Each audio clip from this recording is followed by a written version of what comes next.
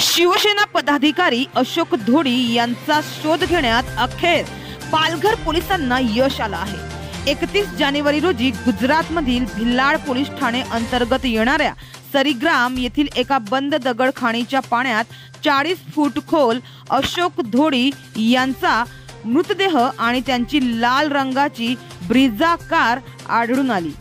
कौटुंबिक वाद आणि इतर वादातून त्यांच्या सख्ख्या भावानेच आपल्या साथीदारांना सोबत घेऊन अशोक धोडी यांची हत्या केल्याचं आता उघड झालंय।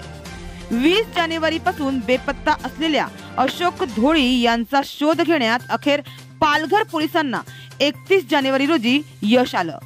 20 जानेवारी रोजी मुंबईतून घरी परतत असताना अशोक धोडी यांच्या भावानेच त्यांचं अपहरण करून हत्या केल्याचं आता जवळपास निश्चित झालं आहे। तर मृतदेहाची विल्हेवाट लावण्यासाठी आरोपींनी थेट गुजरात गाठून गुजरातच्या सरीग्राम येथील दगडखाणीत अशोक धोडी यांचा मृतदेह आणि त्यांची गाडी थेट 40 फूट खोल पाण्यात ढकलली होती। तर या प्रकरणात पोलिसांनी 4 आरोपींना अटक केली आहे आणि यामधलाच मुख्य आरोपी अशोक धोडी यांचा सख्खा भाऊ अविनाश धोडी याच्यासह आणखीन 3 आरोपी फरार आहेत। या फरार आरोपींचा पालघर पोलीस सध्या शोध घेत आहेत।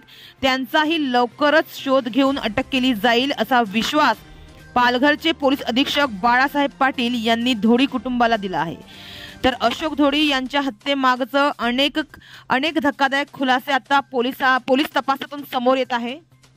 पोलीस तपासातून समोर आलेल्या माहितीनुसार अशोक धोडी यांचं 20 जानेवारीला अपहरण आणि हत्या करण्यापूर्वी आरोपींनी त्यांच्या घरासह त्यांची गाडी आणि गुजरातमधील सरीग्राम येथे मृतदेह विल्हेवाट लावण्यासाठी निवडण्यात आलेली बंद दगडखाण यांची महिनाभरापासूनच रेकी केली होती।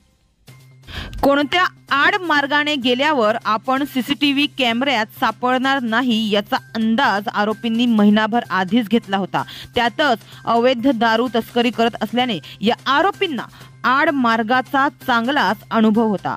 अपहरण आणि हत्यानंतर आपल्यावर संशय येऊ नये म्हणून आरोपींनी आपले सर्व मोबाईल एकाच ठिकाणी ठेवले आणि पोलिसांची दिशाभूल करण्यासाठी आपण त्या दिवशी एकाच ठिकाणी बसून रात्रभर पार्टी करत असल्याचे भासवण्याचा त्यांनी प्रयत्न केला। तसेच अशोक धोडी यांची लाल कलरची ब्रिझा कार डहाणू रेल्वे स्थानकाच्या पार्किंग मध्ये उभी असताना या गाडीला आरोपींनी GPS लावल्याची माहिती सूत्रांकडून मिळाली आहे। या GPSच्या आधारावर आरोपींनी अशोक धोडी यांचा पाठलाग केला। झाई बोरीगाव येथील घाटात अशोक धोडी यांच्या गाडी पुढे आयसर टेम्पो लावला आणि मागे पिकअप थांबवली। त्यामुळे अशोक धोडी यांना पळ काढता आला नाही।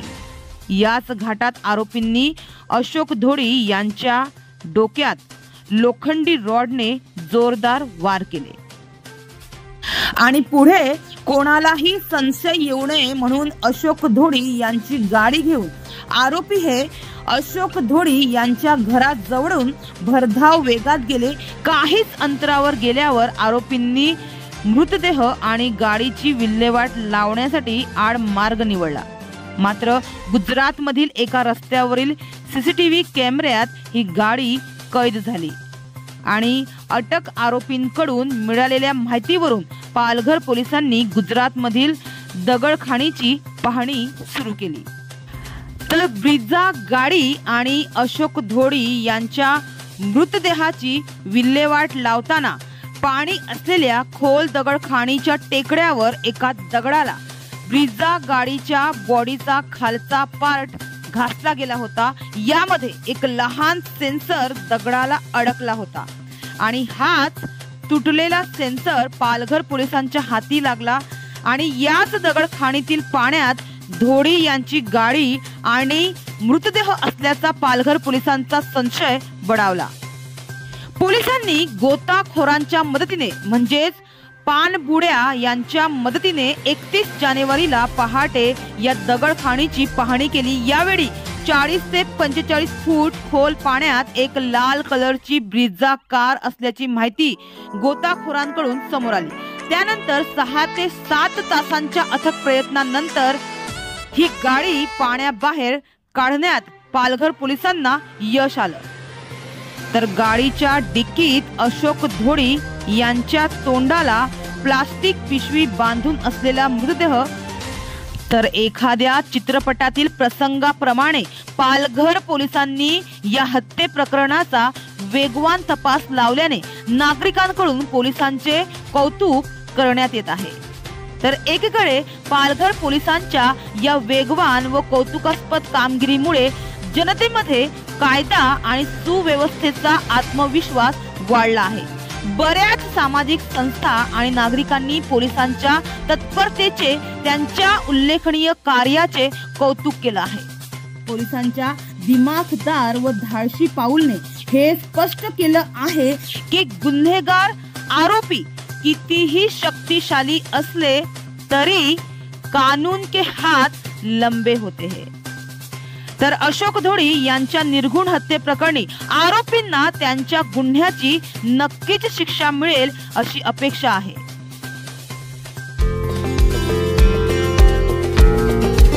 हमारे चैनल को अभी सब्सक्राइब करें और बेल आइकन दबाना न भूलें। धन्यवाद।